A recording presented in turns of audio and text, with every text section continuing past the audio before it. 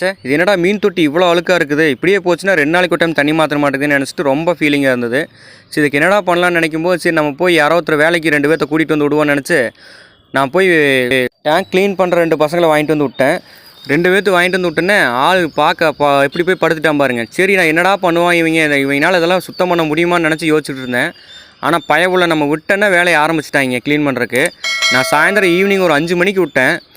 வெடியிருக்குள்ளே பார்த்தீங்கன்னா பயவுளை சுத்தமாக க்ளீன் பண்ணி வச்சுருக்காங்க. அப்படியே பல்லங்கி மாதிரி தொடச்சி வச்சுருக்காங்க எல்லாத்தையும். கல், மீன் தொட்டி எல்லாமே தொடச்சி வச்சுருக்காங்க. பாருங்கள் எப்படி க்ளீன் பண்ணுறான் பாருங்கள் பயவுள்ள. சூப்பராக க்ளீன் பண்ணிகிட்டு இருந்தாங்க 2 பேருமே சேர்ந்துட்டு. ஒருத்தன் அந்த பக்கம் இருந்தால் இன்னும் காலையில் எழுந்திரிச்சு விடிஞ்சு பார்த்தா அப்படியே தண்ணி அப்படியே பளன்னு கண்ணாடி மாதிரி இருந்தது. உள்ளே இருக்கிற மீனில் நல்லா தெரிஞ்சுது. 2 பேர்த்து இவ்வளோ விலை கொடுத்து வாங்கிட்டு வந்தது யூஸ் இல்லாமல் போயுமோன்னு நினச்சேன். பரவாயில்ல, பயவுளை நல்லாவே வேலை செஞ்சுட்டாங்க. இவங்க விலையை எவ்வளோன்னு கேட்குறீங்களா? வெறும் 30 ரூபா தான். நம்ம சேனலை சப்ஸ்கிரைப் பண்ணாமல் மறக்காமல் சப்ஸ்கிரைப் பண்ணுங்கள். நெக்ஸ்ட் வீடியோ சந்திக்கலாம். பாய்.